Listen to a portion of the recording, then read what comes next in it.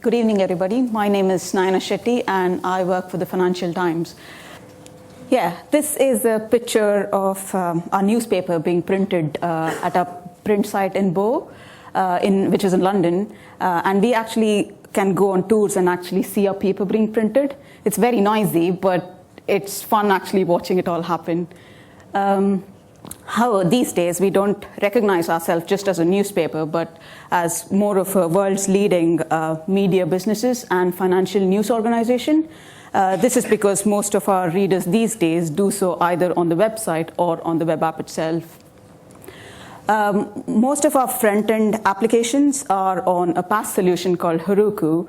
However, all of our content management, subscription management, and the monitoring tools are either on AWS or on-prem itself. And this is where most of the infra teams spend all of our time working on. Who am I?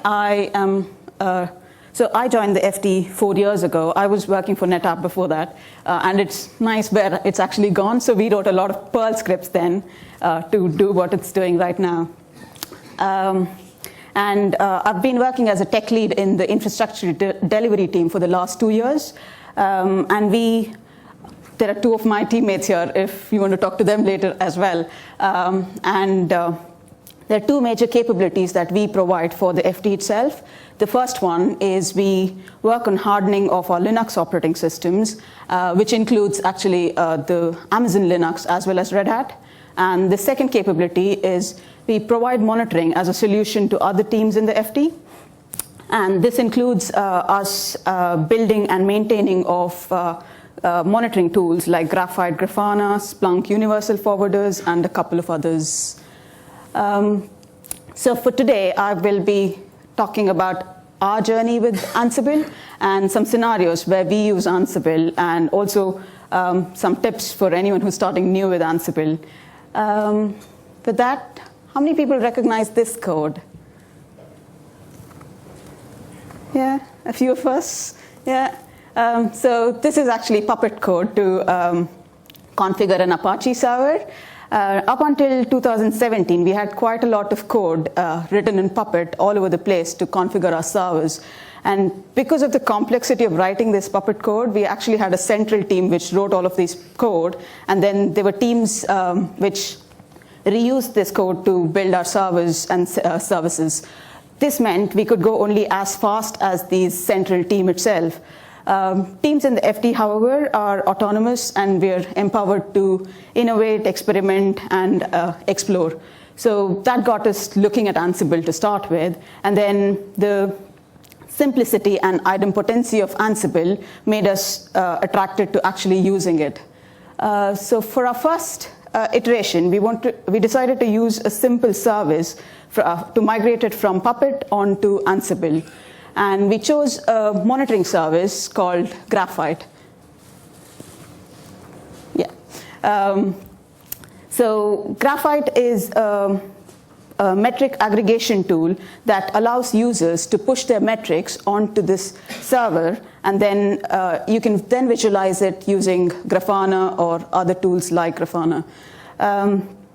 So the migration itself involved us building some EC2 instances using CloudFormation, and then writing some Ansible configs to then configure these servers for Graphite services. One of the things that we liked about Puppet was that it was a pull model where you can get the latest updates on the servers in due course of time rather than push it whenever you made the change. Since Ansible didn't do this by default, we tried to work our way through it and find ways of actually doing both pull and push. So I will go through a couple of scenarios where we've tried to do it both in a push as well as a pull model. So the first approach was for our immutable infrastructure, where you could get rid of the old server and build a new one every time you wanted a new, you made new config changes. So with this approach, whenever we make an Ansible update, so what we do is we compress the Ansible playbooks and the roles, and then push it onto an S3 bucket, and then have CloudFormation triggered, which then goes and builds the new server with the new updates, and then deletes the old server. This is the user data in the CloudFormation, and user data is basically like a shell script that runs during boot time on servers. So in the user data, we first uncompress the tarred file from before, and then untar it, and then run Ansible during boot time. So this was our first approach for immutable infrastructure. We wanted to then extend this for stateful services. However, with stateful services, we could just not go ahead and delete the old server, create a new one every time we had a change.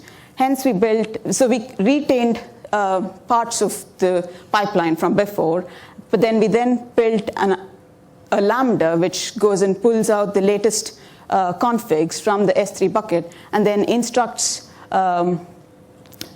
Amazon's systems manager, which then tells the right EC2 instance to go and do the updates on the server itself.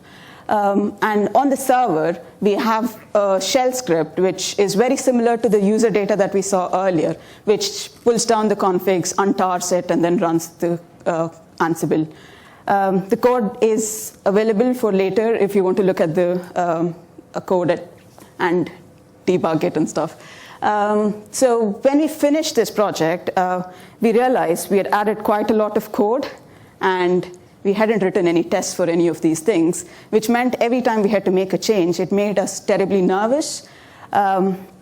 This actually happened around the same time. We were at the Ansible Automates conference earlier this year, and we had two key takeaways from the conference itself.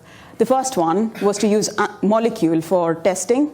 So Molecule is designed to actually aid with the development and testing of the Ansible roles. So it provides the test infrastructure that is needed to actually run your configs on your servers. So we've now integrated Molecule to all of our newer Ansible roles, and this is just a snippet of how the Molecule code structure looks like. The second takeaway we took was to split our Ansible roles into smaller modules, and each of these lines is a different Git repo on our with different Ansible roles. This means our code is not huge anymore, and it is manageable. It's also made it easy for us to test each of these modules in isolation. So with all these learnings, we then wanted to extend this onto doing some other use cases. And one of them was to test our custom RedHat RPMs. For legacy reasons, the way we actually harden our RedHat servers is with custom RPMs. What we do is we create these custom RPMs, then apply them to Red Hat servers, both on AWS as well as on-prem, using Amazon's EC2 systems manager. However, anytime we have to make a change to these configs, the custom RPMs, all the testing used to be manual. And this took quite a lot of time and effort, even for very small changes. So the container orchestration that Molecule provides gives us an advantage of running the tests on with the configs that we want, and also it makes the test results much more user-friendly when you run these tests. So what we do is we don't use Ansible to harden our servers in this use case, but actually use Ansible to configure our test servers itself, and then run Molecule to run our tests itself. With this, we have reduced the time it actually takes to make any changes to our custom RPMs, and we can roll out our changes to around 500 odd Red Hat servers in a much more reliable and a faster way. One other use case where we use Ansible is to harden our Amazon Linux operating systems. And hardening in our use case means applying some common tooling for security and monitoring purposes. As a central team, we didn't want our users of Amazon Linux. So we wanted the users of Amazon Linux to use the latest version of the AMI that was available on Amazon, but use it in a much more secure and consistent way. So what we did is we created a playbook called Amazon FT base. And what this had is a set of roles which could be applied on any of the servers to make the servers much more secure. And the lines in the flower bracket are the set of roles we apply to actually harden our servers. So when a user wants to start a new Amazon Linux server, they would actually do the same thing as we did in the earlier use cases, where they download the use case from, download the playbooks from an S3 bucket and then uncompress it and run it during boot time. We also have a cron running on all of these servers, which pulls down the latest version of Amazon FT base. So as a central team, we push our updates to an S3 bucket, and all of these servers pull it down at eventually with like 1 hour intervals. So that is the user data section where people pull down the latest version of Amazon FT base. And this is a Splunk dashboard that shows us the latest version of Amazon FT base running on all of our servers. So if there were stragglers, like if there were servers that were down when we actually pushed out the updates, they will still get it in the next hour or later on. And if they don't, we get alerted, so we can actually do something about it. So we are now at a point where a few infrastructure teams in the FT use Amazon Ansible, but everyone ever so slightly different from each other. And we all have very similar questions around some of the things, which include, do I use Ansible or shell script or a Python? So when do I use these? And do I have to write a role, or is a playbook good enough? What are like our standards when it comes to writing an Ansible repo? In the recent times, we have used Gosh and Test Infra are different testing frameworks that you can use with Molecule. So we have actually tried out all of them. So some of our code has Test Infra, some of them have Gosh. So we want to see which one's the one that we want to take further, so it's all consistent. And if anyone new started in one of our teams right now, they would start with a blank sheet if they were doing an Ansible module, and they would have to pick up code from all different places to figure out how our structure looks like. So we want to come up with, and this is not fun for anyone starting new with Ansible or in a new company and stuff. So we want to create some kind of boilerplate templates which will help us and help them to start with Ansible in a much more easy and consistent way. And finally, so infrastructure as code and testing have been like in the front and center of our minds in the last couple of months at least. And we've used Ansible in a few different ways, and these include for building application servers itself, and then for hardening our operating systems, and for testing custom RPMs. And if anyone's starting new with Ansible, do think about the questions that I was mentioning earlier, early on in your cycle, so it doesn't become like a mess when you actually get to using Ansible in large scale. And finally, we are hiring for a Python engineer in our cloud enablement team. If the kind of work that I've just talked about interests you, please come and have a chat with me or my team people, or apply on roles.ft.com. That's it. Thank you.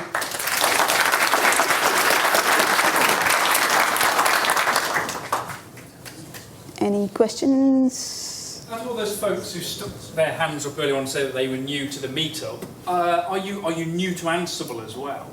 Do we have folks who are pretty new to Ansible? Stick your hand up if you're new to Ansible, like last 6 months or so. Wow, that's pretty cool.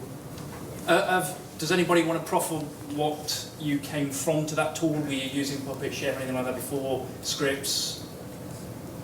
Anybody want to throw anything out at random? If you do, I'll give you a NetApp t-shirt. I like NetApp. My manager's just told me to learn Ansible. Oh, well done. Look at that, you get a NetApp t-shirt for that. I mean, that's pretty amazing, isn't it? Thank you. NetApp's marketing's going to thank me for that. Tom's in trouble for later for forgetting it. That's pretty cool. I mean, Nayana's talk's a really good chance if you're new to it to ask her any questions about things that have tripped her up along the way that might be sound advice. The sort of the thing that she tailed off with at the end there of get some standards in place is a really good thing. I can see a well-known guy nodding his head very well there, Nick from the O2, who has been using Ansible for a good 5-6 years now and has refactored things and knows stuff along the way. If you want some really good hints and tips about things that you can do that will help you as a later date, there's a really good recording of a talk on Ansible.com. If you look under Ansible.com/webinars, or look at under /blog and just search for best practices. There's a really good talk by a guy called Tim Atnor, who was one of our really early employees, an American chap who came to us from Bank of America, and he'd been using Ansible since really early days. And him with a bunch of other of us internally who used to do a lot of consulting work, between us we came up with a set of things that we saw people tripping over again and again and again. And he wrote a blog post, best practices, and then ended up doing it as a talk, which is given a number of times at Ansible Fests. So it is worth going and having a look for that. They're sort of, a lot of the things that he talks about are actually what Nayana's talked about, and from her own experience has found these things, some of these standards that are worth doing. So it's worth looking up that talk and viewing it as well in your spare time. It will help you save a little bit of pain later on. With that question. Yes.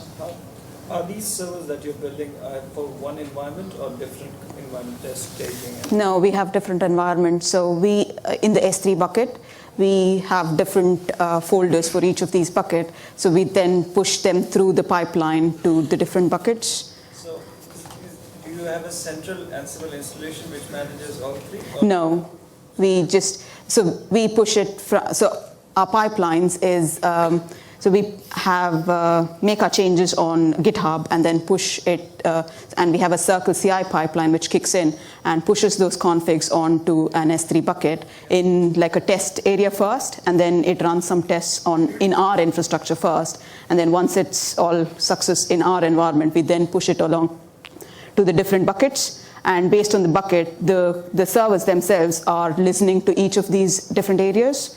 And based on the area itself, if it's in a dev area, it's looking at, if it's a dev server, it's looking at the dev area and then getting the updates from there. Sorry, I have a question as well, if you don't mind. So I'm trying to understand your use case a bit better. So you came from using Chef before. I completely understand that it's all written in Ruby, and if you don't have developers that can write Ruby, it provides a complexity. But essentially, are you building servers and configuring them and handing them off to someone else to manage, or are you managing the servers themselves? So we have a two-tiered approach where the hardening of operating systems we do at a central level where we harden it and then we push it to all servers. But then each team build their own application. So if I was like the content team, I would build my own application server, which I will take the central team's templates and add my own templates on top of it. So you wouldn't manage it? No, we wouldn't manage any of those things. So like I said, we do the monitoring side as well. So for our monitoring servers, we build our the base server itself with the templates, and then write some more configs on top of it, and we manage it ourselves as a whole thing. But if it's a different team's application, they manage the whole server and the infrastructure, everything. So it makes sense to use Ansible over something like Puppet or Yeah. Chef, whereas if you were managing the servers yourself, then it's probably more beneficial to have something that's Centrally, yeah. Okay. Yeah. You were mentioning before that as you push it through the pipeline into different buckets and the servers, in effect, harvest them or look at them. Do you use cron on the servers? How do you sort of... Yeah, so there's crons running every hour on all of these servers, and they're continuously listening to these. Since Ansible is idempotent, it just runs the same thing every hour, and if there's no changes, it's just fine on those servers. Do you monitor those for detection of failures at cron? Obviously, you're reliant on cron doing the right thing. Yeah. So the dashboard that I showed, it's got other things as well on it. So it shows us which server didn't get any changes, or if there are broken servers and that kind of stuff. yes, usual problems we have is space full, and we can't run Ansible. Yeah. Do you use AWS like Service Manager to run playbooks natively? Systems manager, you mean? We've trialed it a couple of times, but we haven't gone big on it yet. We might do at some point. Yes? I guess following up on that, do you use Systems Manager for your brokered access as well? Or do you do that separately? So with Systems Manager, it's a little, so for Amazon Linux, we've given complete control to users. So they manage their servers, they do everything. So we don't actually have any Systems Manager integration there. But for Red Hat servers, we have like a pipeline built in, which actually pushes any changes to all of the servers from a central location. And we manage it through the Systems Manager console and stuff. And again, we have similar kind of dashboard which shows us things. Okay, Nayana, thank you very much. Thank you.